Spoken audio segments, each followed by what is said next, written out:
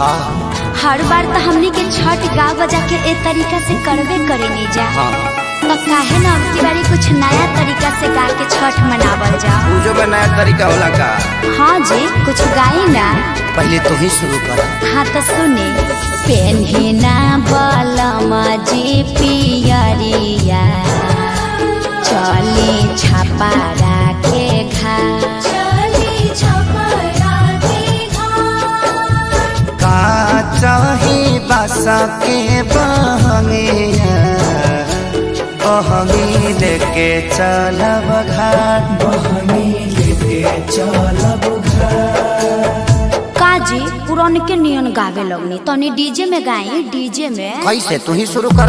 हाय से पेन्हिना बलमा जी पियरिया, ए जी पेन्हिना बलमा जी पियरिया, चली छपारा के घाट, चली छपारा के घाट।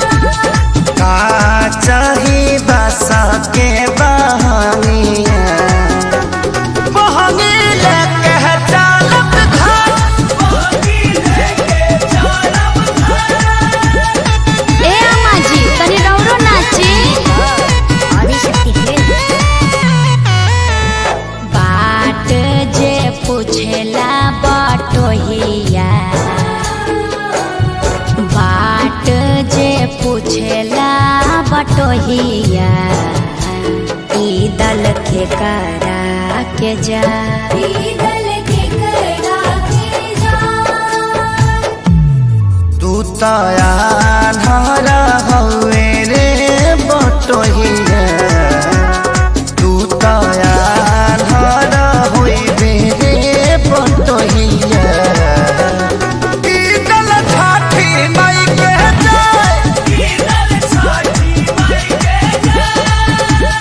का चाही बासा के बहंगिया, तब बहंगी ना चहका ना जाए, बहंगी ना चहका ना जाए, बहंगी ना चहका ना जाए। करी न सासु आमा जी तैयारिया, अर्घ के बेरा बीतल जा,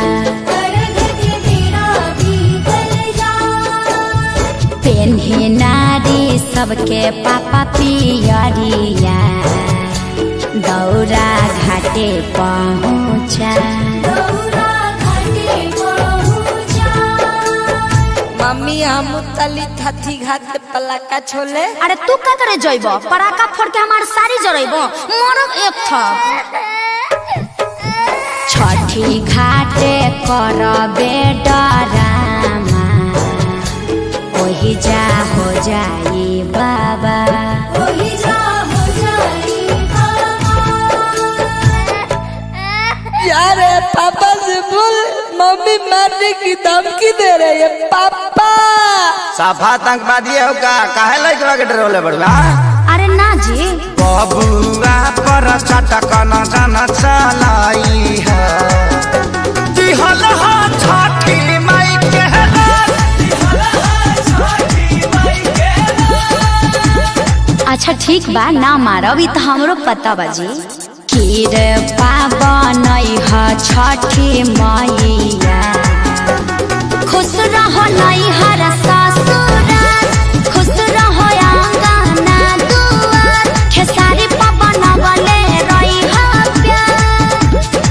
हे छठी मैया, तनी कश्यप जी पर ध्यान देत रही ह, विवाद से बचाई ह।